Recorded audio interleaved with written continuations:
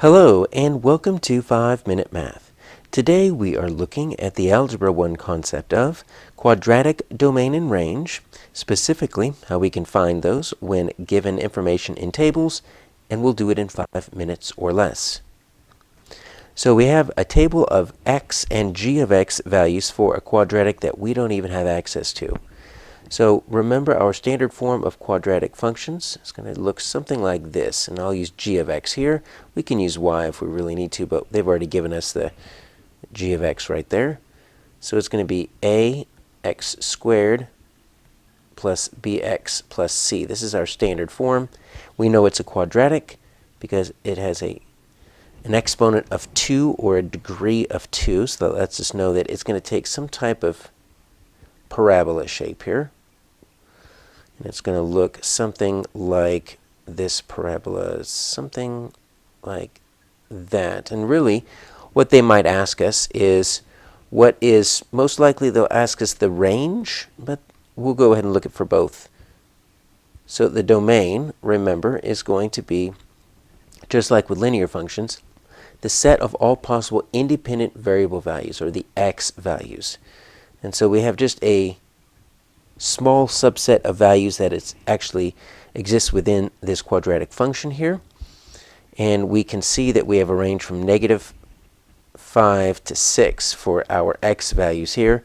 And we can assume that they go on forever, so we don't necessarily have a firm foundation for saying this, but it's probably best to assume it's going to be all real numbers.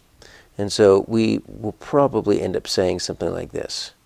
So you can either say it's greater than -infinity and less than infinity, or you might just see it in words here, all real numbers. There's nothing to show us that the x values are going to stop increasing or decreasing. Typically, when you get a problem and they're asking you with just a table of values, really what they're going to look for is the range. Because take a look at my dependent variable values. Now I say y here because sometimes it's y, but in this case it's going to be our g of x. So these are our dependent variable values.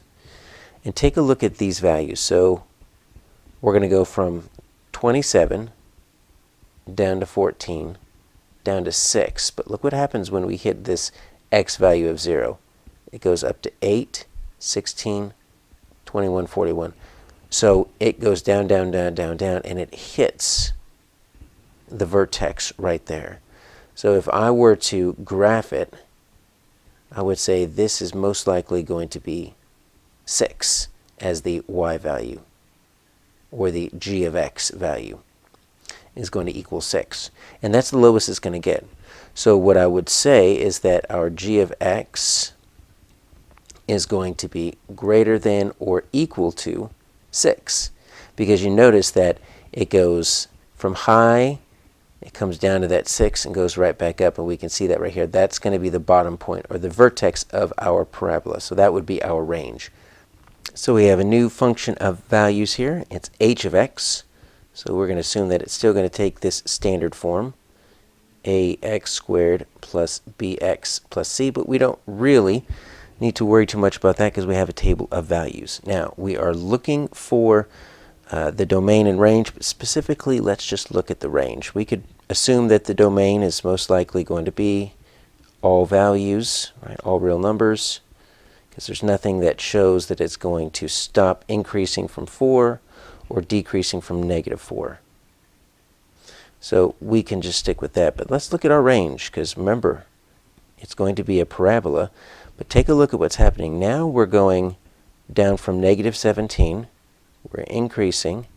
We're increasing. We're increasing. And then we hit -3 right here.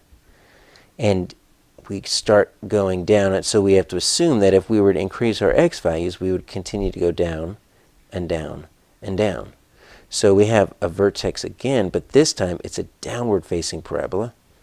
It's going to look something like this, and the top of our vertex is going to be that -3.